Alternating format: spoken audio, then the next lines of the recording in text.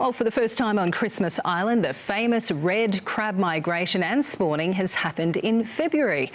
It's the latest in the island's recorded history, and experts say the late onset of the rainy season due to a prolonged El Nino pattern is a worrying sign of a changing climate. SBS Western Australia correspondent Christopher Tan travelled to Christmas Island to witness this extraordinary occurrence. Once a year, these red crabs set off on a treacherous journey, one claw at a time. A special moment only seen on this remote Australian territory in the Indian Ocean. Unlike other migrations that happen on the planet where you have to keep a safe distance, you can get so close to all the action, you can get right down. Roads have to be closed to safeguard the journey of these crabs to the coast.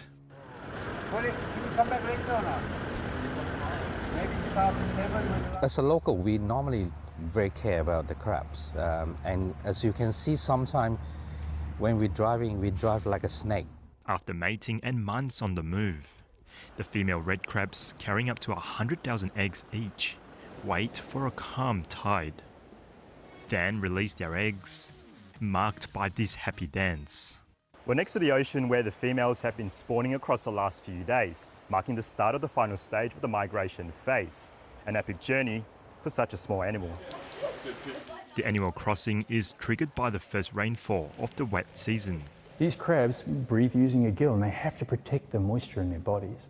So they all shuffle off together and head down to the coast. Calm down, calm down. One of the rangers living on Christmas Island has spent the last decade working to protect the crabs. Dodge them crabs. Up ahead we've got a road closure which stops the cars from driving past the school. For the first time in the island's recorded history, the crabs spawned 2 months later than usual. The false start that we had in December, they got going with a couple of millimetres, and the ones that started to migrate in December quickly realised that they'd made a mistake and turned back. Normally one of the wettest parts of Australia, but last year with just half the average rainfall, the island looked desperate, dry and dusty.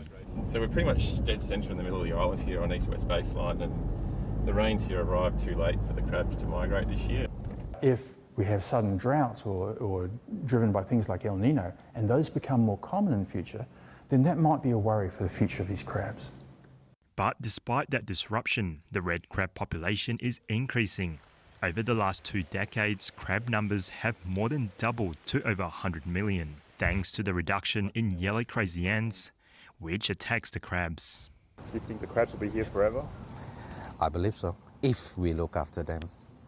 A precious species for Christmas Island and the natural world.